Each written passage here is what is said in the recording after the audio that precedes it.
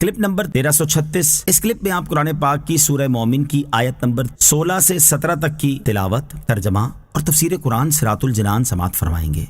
بسم اللہ الرحمن الرحیم۔ ترجمہ، اللہ کے نام سے شروع جو نہایت مہربان رحمت والا ہے۔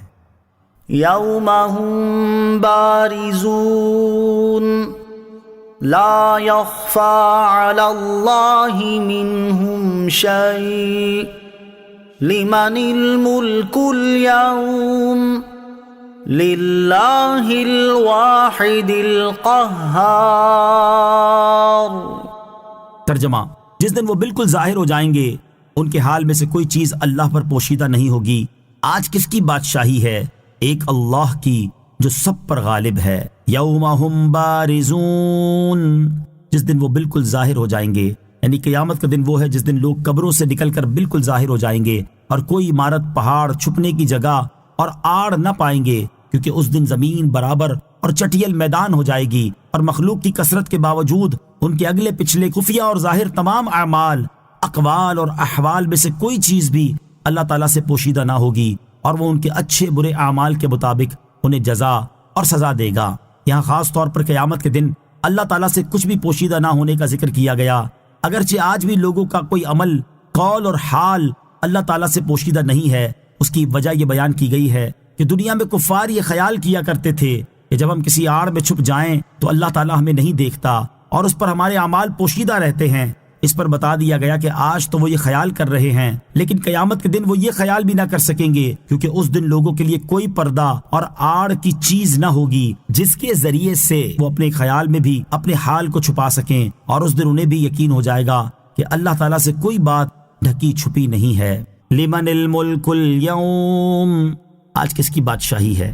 آیت کے اس حصے کی تفسیر میں قول یہ ہے کہ مخلوق کے فنا ہو جانے کے بعد اللہ تعالیٰ فرمائے گا آج کس کی بادشاہی ہے؟ اب جواب دینے والا کوئی نہ ہوگا تو اللہ تعالیٰ خود ہی جواب میں فرمائے گا ایک اللہ کی جو سب پر غالب ہے۔ دوسرا قول یہ ہے کہ قیامت کے دن جب تمام اولین و آخرین حاضر ہوں گے تو ایک ندا کرنے والا ندا کرے گا آج کس کی بادشاہی ہے؟ تمام مخلوق جواب دے گی ایک اللہ کی جو سب پر غالب ہے۔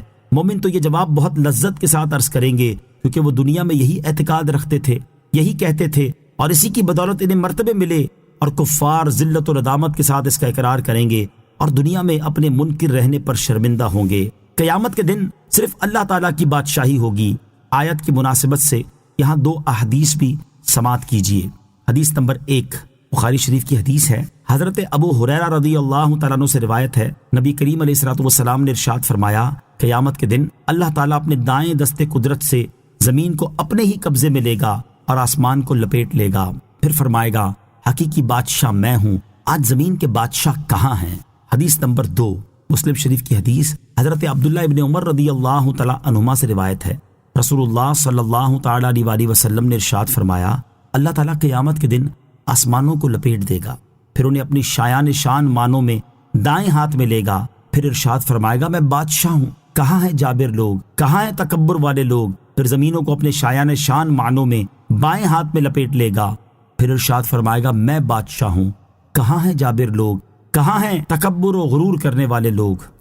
اليوم تجزا كل نفس بما كسبت لا ظلم اليوم ان اللہ سریع الحساب۔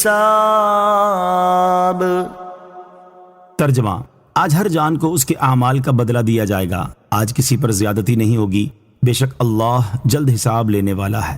الیوم تجزا کل نفس بما کسبت، آج ہر جان کو اس کے کمائے ہوئے اعمال کا بدلہ دیا جائے گا، یعنی قیامت کے دن ہر نیک اور برے انسان کو اس کی دنیا میں کی ہوئی نیکیوں اور برائیوں کا بدلہ دیا جائے گا، اور نیک شخص کے ثواب میں کمی کر کے یا برے شخص کے عذاب میں زیادتی کر کے کسی پر ظلم نہیں کیا جائے گا۔